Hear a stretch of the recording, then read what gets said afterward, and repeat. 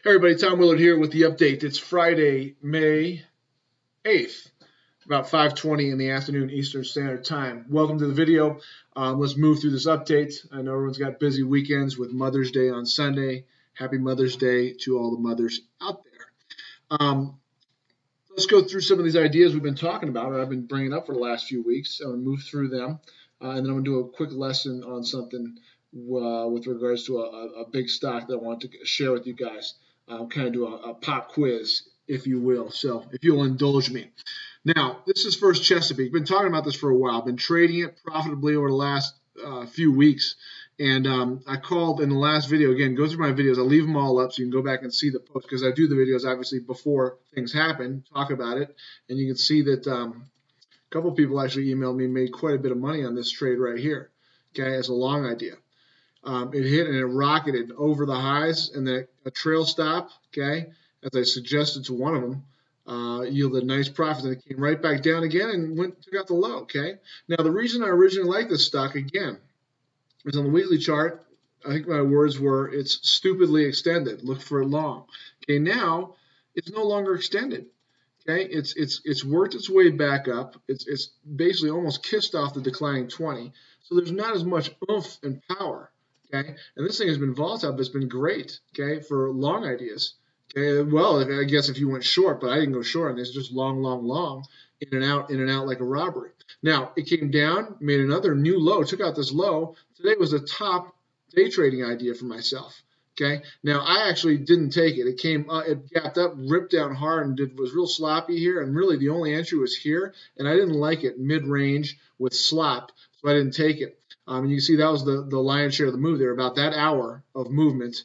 And that was it. It was pretty much a grind fest the rest of the day. So I didn't take it today, unfortunately, even though it was on my top list to watch as a day trade today, because it had 60. So if you're in this, great. Hope you know what you're doing trading-wise with it. It's been a great vehicle, both day trading and swinging for a couple days.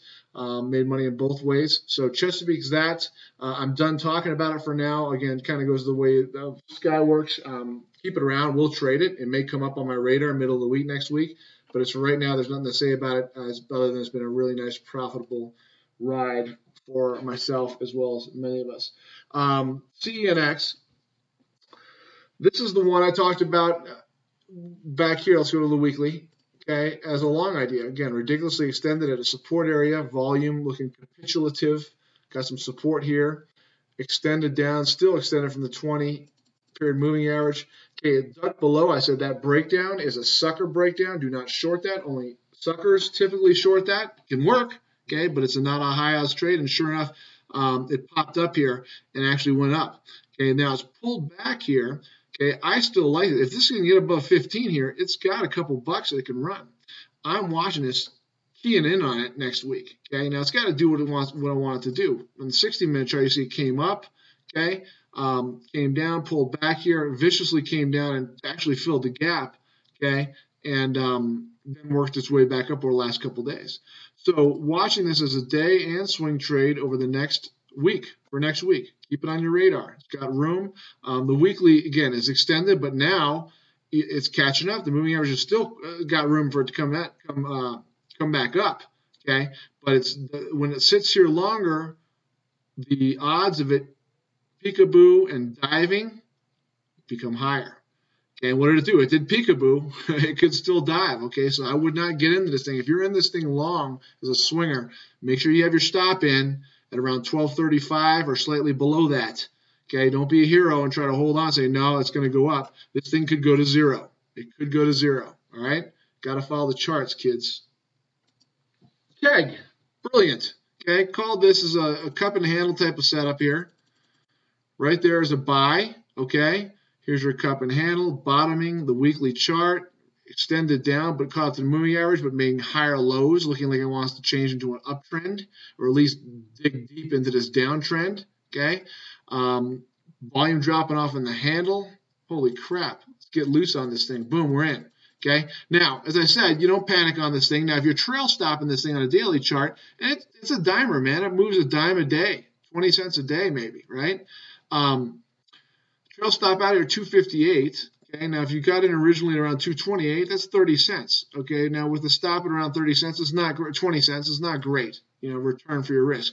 But if you want to hold it longer, okay, you got to follow your plan. Let pivot stop it. Put your stop now at 240, 245-ish. Okay, or just leave your stop here at 210, $2 a share, whatever it is.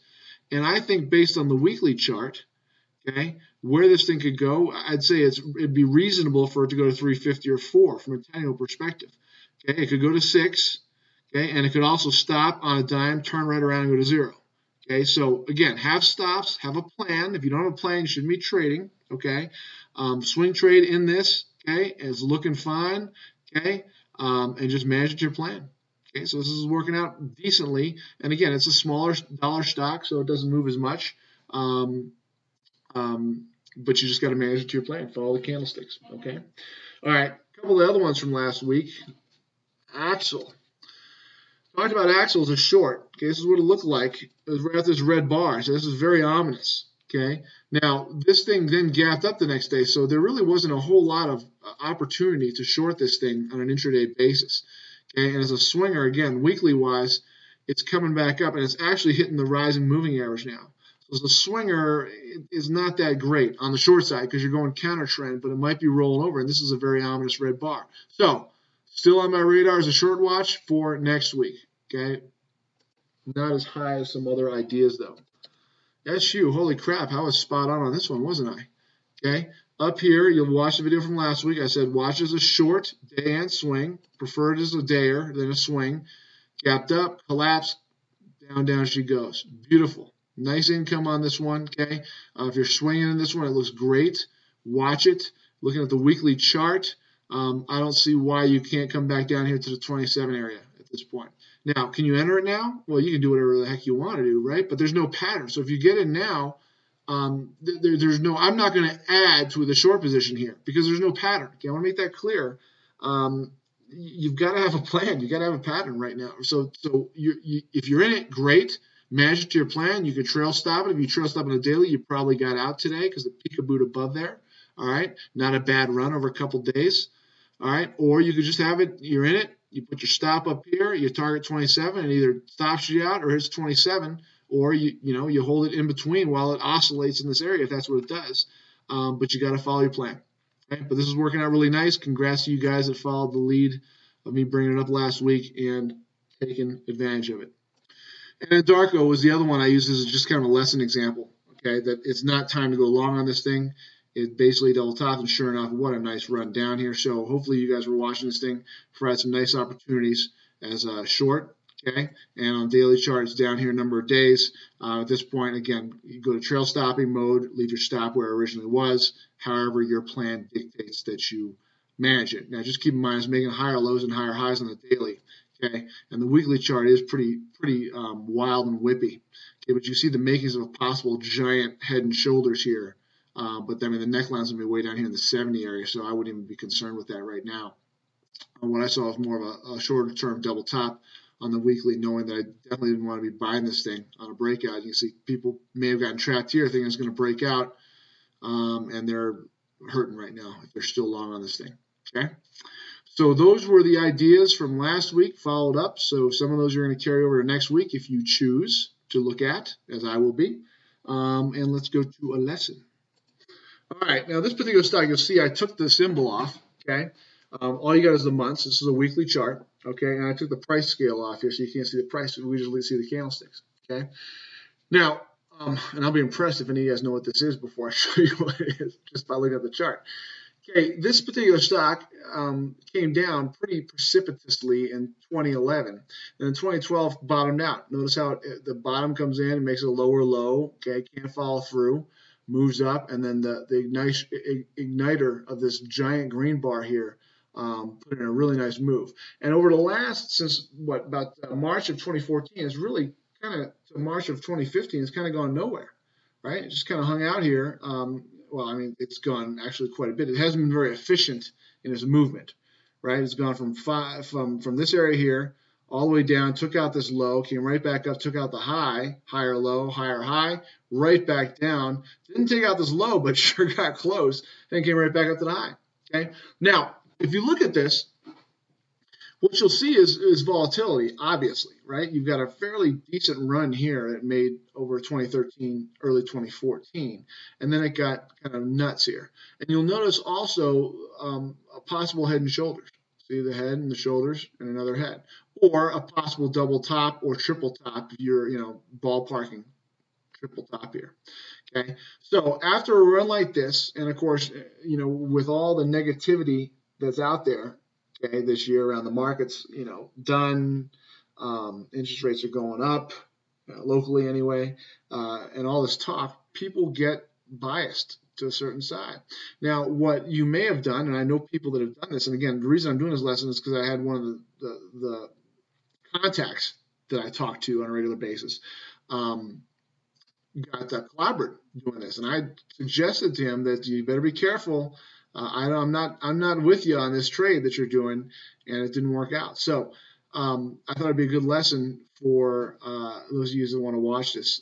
Okay, so the gentleman went into this with a short bias, and I can see there's a possible triple top. It's run a ton. Market's getting whippy. This is very indicative of a top, and at least you could from a general technical sense, there's a decent chance this thing will come back down and test these lows. Okay, so now if we go to the daily chart, you'll see here on the daily chart, this is that lower high and the double top here. Okay, that corresponds to that weekly. Okay, you see this thing is really gappy and came down and back up and started to roll over. Okay, now notice now what happens. It comes down. Okay, it comes down. And fast forwarding a little bit here, you'll see that it came down, made a lower low, and then came gapping right back up to the high. Okay, now what people do is they say, okay, this particular stock was having earnings the next day. And they'll say, well, look, triple top, big run, kind of bearish on the market. I'm just going to get short here or do some options, buy some puts, sell some calls, whatever they may want to do to get bearish on this particular stock. Okay, and roll a dice into earnings. I strongly suggest in general, don't hold to earnings. If you want a general rule of thumb from me, don't hold to earnings. I will from time to time, and there are cases where I will, but typically don't hold to earnings because you're gambling. You're basically, you don't know. I mean, even it could be a good report, it could be a bad report. Good reports, price goes down the sewer sometimes off a quote-unquote good report, right? And vice versa. So it doesn't matter, even if you think what the company's going to report. Just because it reports good numbers doesn't mean it's going to go up necessarily. Okay, look what happened the next day on this one. You guys may know what stock this is now. Ouch. Okay, just got clobbered. All right, going back to the weekly chart, you'll see what happened here. This thing went up yet again. So you've got the fake out, head and shoulders, people getting in, selling out too early and wanting to go to the short side, okay, and then getting clobbered. All right, and this is a novice mistake. Don't think that you're going to be able to if you get a big red bar on volume, that people will see this bar here and they'll think, okay, that's the end of this stock. You get a biggest volume red bar after a big run like this, it's going to go down.